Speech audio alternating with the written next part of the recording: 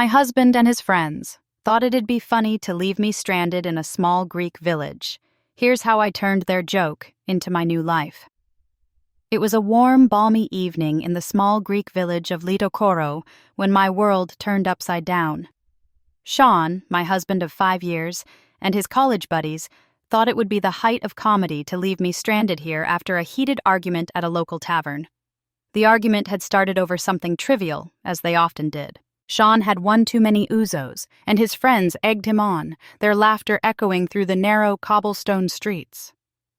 "She's always telling you what to do, man," Pete, one of Sean's oldest friends, had said with a snigger, raising his glass for another round. I stood up, my voice firm despite the tremor of anger. "Sean, let's go back to the hotel. You've had enough."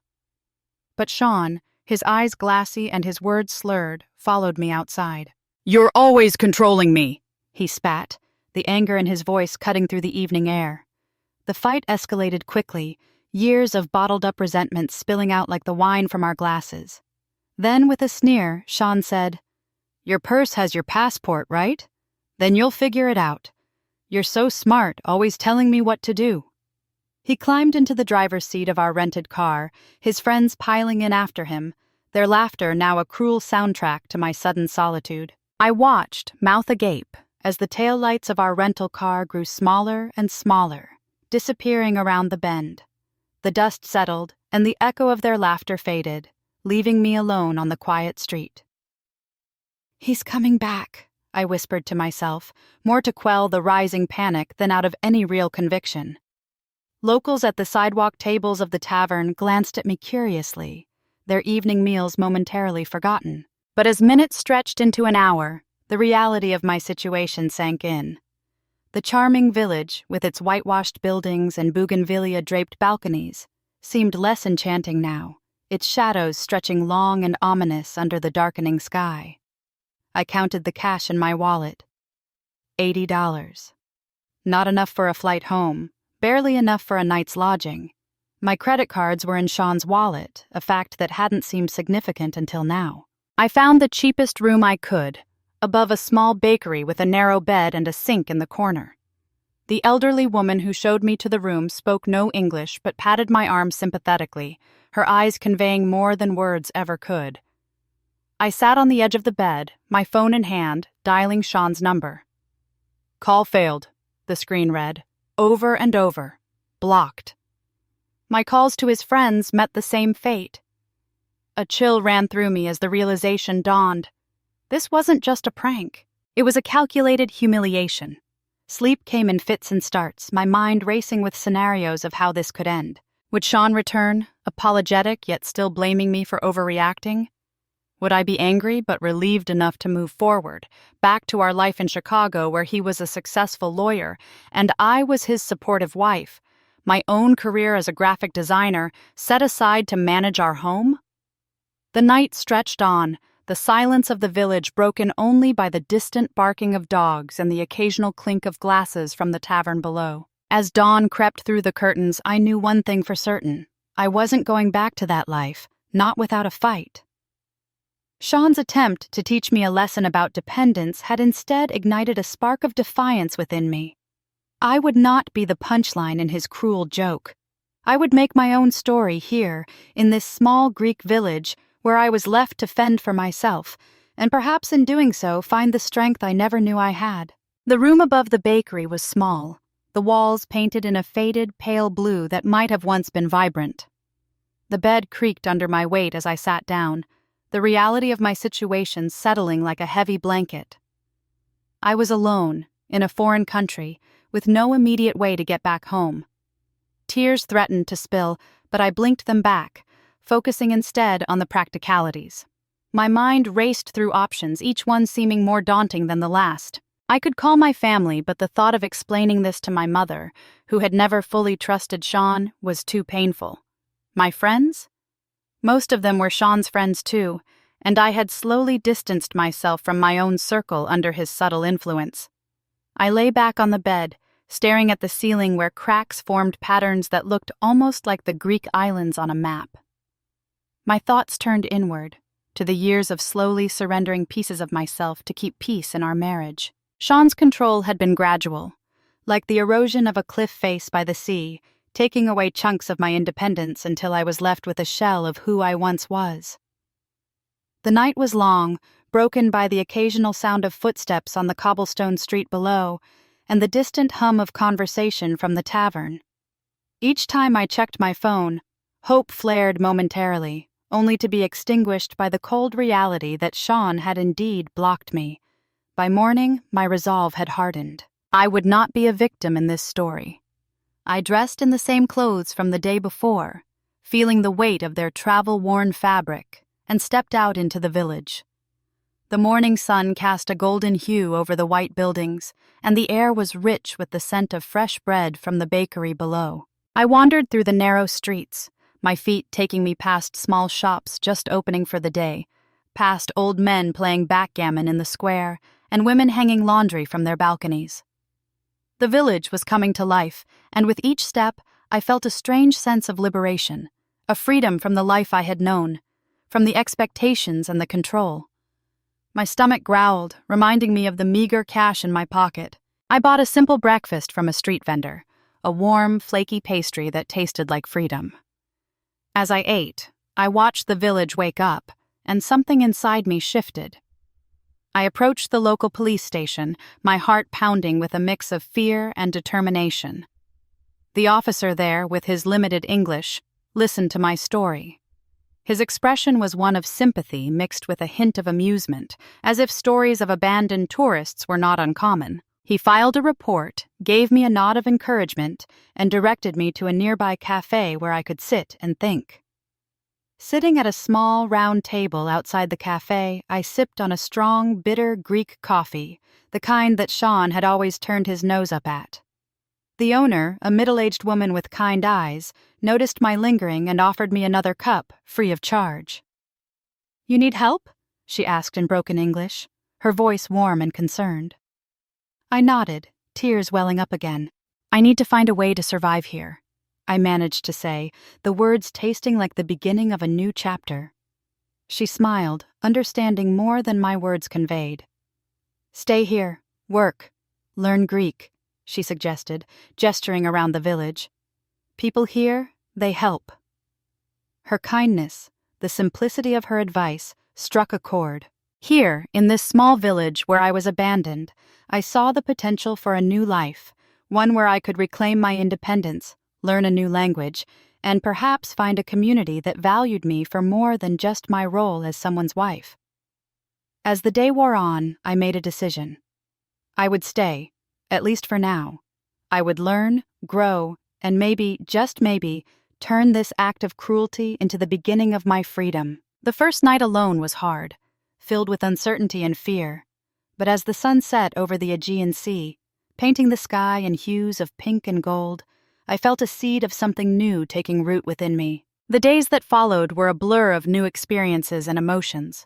I found myself in a whirlwind of activity, driven by the necessity of survival and the newfound determination to make something out of this unexpected turn of life. The cafe owner, Maria, became an unexpected ally. She offered me a job, not out of pity, but because she saw in me a willingness to learn and work. I started helping with the morning preparations, learning the rhythm of the village, and slowly, the language. Each morning I woke before dawn, the village still silent except for the occasional rooster crowing. The bakery below my room was already bustling, the scent of freshly baked bread filling the air. I would join Maria, who taught me how to make Greek coffee, how to handle the delicate pastries, and how to greet the locals with a smile and a few words in their language. My Greek improved rapidly, spurred by necessity and the kindness of the villagers. I learned not just words, but the cadence of their speech, the expressions that conveyed more than any dictionary could. They were patient with me, often correcting my pronunciation with gentle laughter, making me feel like part of the community rather than an outsider. One afternoon, while I was helping Maria set up the outdoor tables, a local farmer, Giannis, stopped by. He had a weathered face, tanned from years under the sun, and eyes that seemed to hold stories of the land itself. "You want to see the real Greece?" he asked, his English broken but earnest. I nodded, eager for any distraction from the constant thoughts of Sean and the life I left behind. Giannis took me to his olive grove, where I learned about the ancient art of olive oil production. The work was hard, but there was a rhythm to it, a connection to the earth that I had never felt in my urban life. As I worked, Giannis shared stories of his youth, of the village's history, and of the olive trees that had been in his family for generations. "This land," he said, patting the trunk of an ancient tree, "it gives us everything. We must respect it." His words resonated with me. Here, in this small village, life was about giving back, about community, about living in harmony with nature. It was a stark contrast to the competitive, self-centered world I had known. The more I immersed myself in this new life, the more I realized how little I had known about true independence.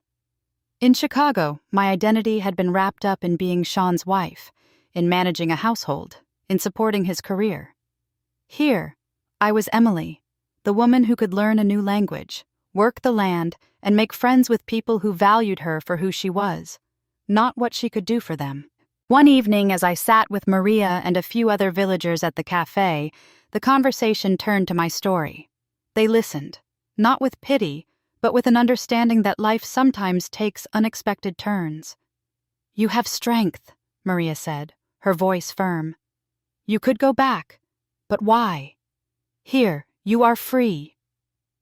Her words struck a chord.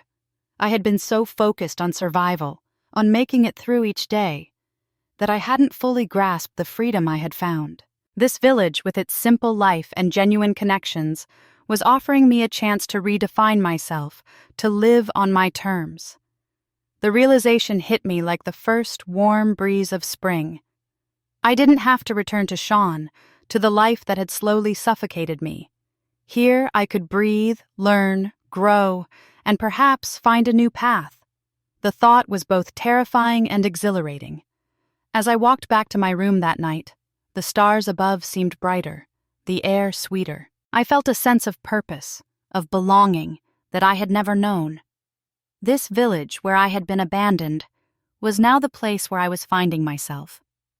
The decision to stay was no longer about survival. It was about living. And for the first time in a long time, I felt truly alive. With each passing day, Litochoro felt less like a place of exile and more like a sanctuary where I could rediscover myself. The village, with its ancient roots and timeless traditions, was teaching me lessons about resilience, community, and the beauty of living in harmony with the world around me. My days were filled with work at the cafe, learning from Maria not just the art of hospitality, but also the art of living. She taught me how to make traditional Greek dishes, how to weave stories into the fabric of everyday life, and how to find joy in the simplest of things. The cafe became my classroom, the village my canvas. I began to explore beyond the village boundaries, hiking the trails that led up into the mountains, where the air was crisp and the views breathtaking. Each step felt like a reclaiming of my independence, a physical manifestation of the journey I was on. The landscape, with its rugged beauty, mirrored the transformation happening within me. One day, as I was helping Maria set up for the evening crowd, a group of tourists stopped by.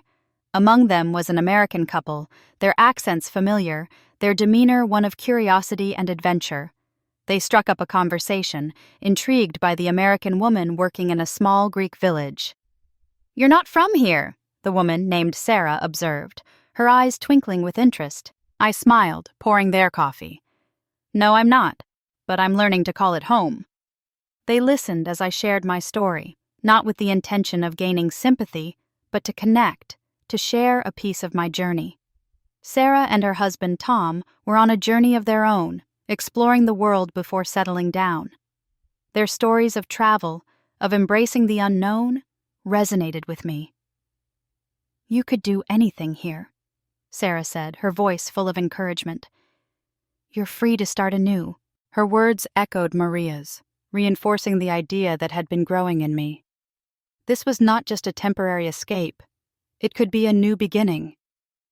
Inspired by their visit, I began to think about what I could do with this newfound freedom.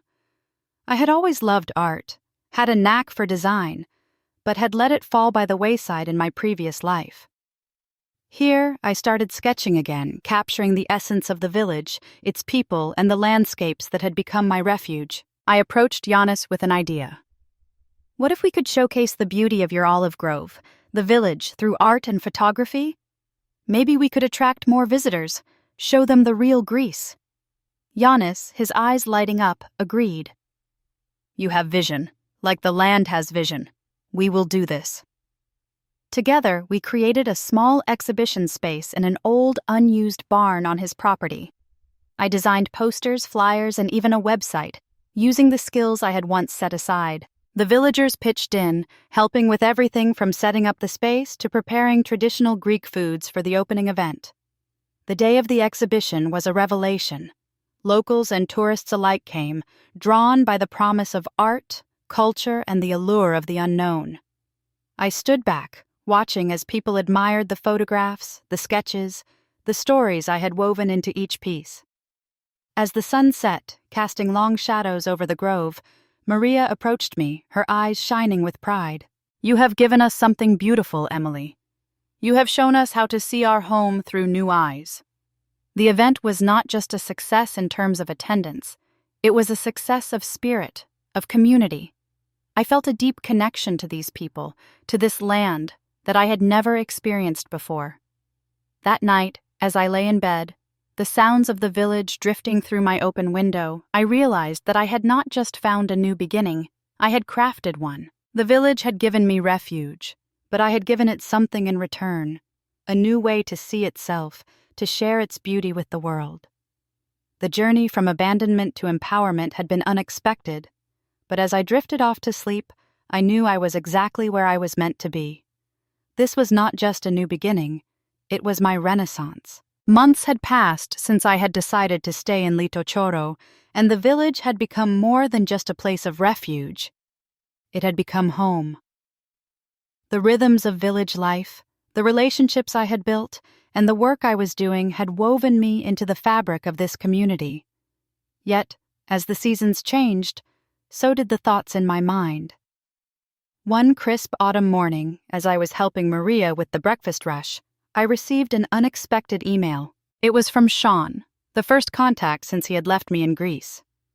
The email was brief, filled with apologies, and a request for me to come back, to give our marriage another chance.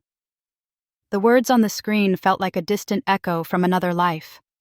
I read them over and over, trying to reconcile the man who had abandoned me with the one now asking for forgiveness.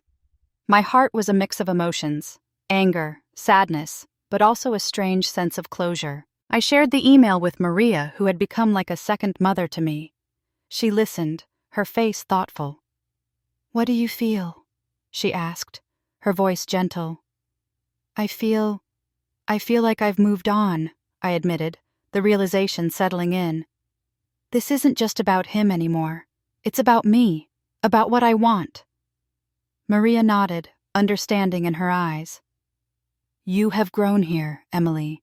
You are not the same person who arrived." She was right.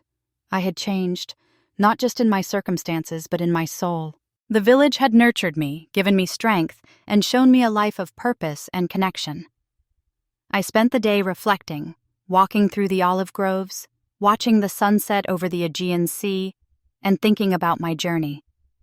That evening, I sat at my small desk in the room above the bakery, the one I had made my own with sketches and mementos from my new life, and wrote my response to Sean.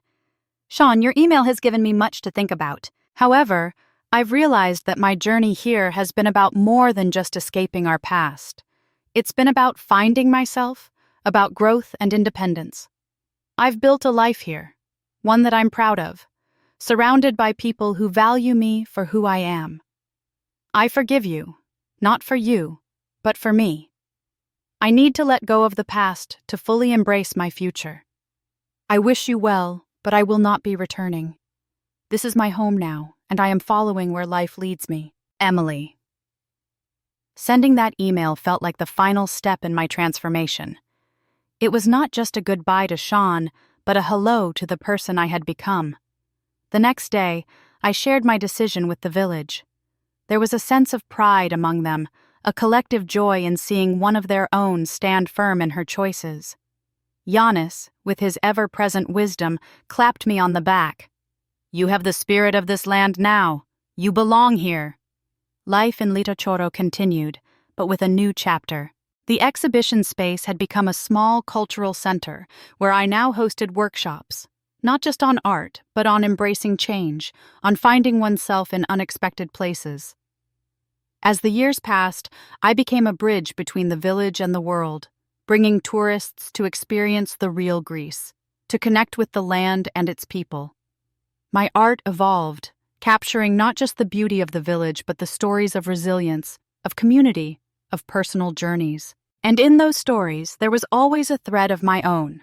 The tale of a woman who found herself by getting lost, who turned abandonment into empowerment, and who, in the heart of a small Greek village, discovered that sometimes the greatest adventures begin when we least expect them. Years had woven themselves into the tapestry of my life in Litochoro, each thread adding to the rich pattern of experiences, relationships, and growth. The village had not just been a sanctuary. It had become a canvas on which I painted my legacy. The cultural center, initially just a small exhibition space, had grown into a vibrant hub of local and international exchange. It was a place where the village's traditions were celebrated, where stories were shared, and where I taught others about finding strength in unexpected places. The center became known as a place of transformation, much like the village had been for me. One summer evening, as the sun dipped below the horizon, casting a warm glow over the olive groves, Giannis and I sat together, watching the community gather for a festival. The air was filled with the scent of roasting lamb, the sound of bouzouki music, and laughter. "You've brought something special to this place, Emily," Giannis said, his voice carrying the weight of years and wisdom. "You've shown us how to see ourselves through new eyes, to share our stories with the world." I smiled, feeling a deep connection to this land and these people. "And you've given me a home, a purpose. I couldn't have done this without you, without all of you." The festival was a testament to the village's spirit and my integration into it. Children ran around, their faces painted with traditional Greek motifs, while locals and visitors alike danced, their steps echoing centuries of tradition. I watched, my heart full, as the community I had come to love celebrated its heritage, its unity, and its future. As the night went on, Maria pulled me aside, her eyes shining with a mix of pride and something else, a hint of the future. "Emily, there's something I want to show you," she said, leading me away from the festivities. We walked towards the outskirts of the village, where the land met the sea. There, under the light of a full moon, stood a small, newly built structure. It was a traditional Greek house, with white walls and blue shutters, the kind that had always captured my imagination. "This is for you," Maria said, her voice breaking with emotion. "A gift from the village for all you've given us." Tears welled up in my eyes as I took in the sight. "Maria, this is... I don't know what to say." "You've brought life back to this place, Emily. You've made it breathe again. This is our way of saying thank you, and to ensure you always have a place here, even when you're not." The house was more than just a gift. It was a symbol of my journey, of the acceptance and love I had found in Litochoro. It was here, in this village, that I had found not just a new beginning, but a lifelong home. Over the next few years, I continued to expand the cultural center, introducing programs for local artists, teaching English to the children, and hosting events that brought together people from all walks of life. My art evolved, capturing not just the beauty of the village, but the essence of its transformation, reflecting my own journey. And then, one day, as I stood in the doorway of my new home watching the sea, I realized that my story was not just about me. It was about the legacy I was leaving behind, the impact of one person's journey on a community, on a culture. The village had changed me, and in turn, I had changed it. We had grown together, teaching each other about resilience, about the beauty of life's unexpected turns.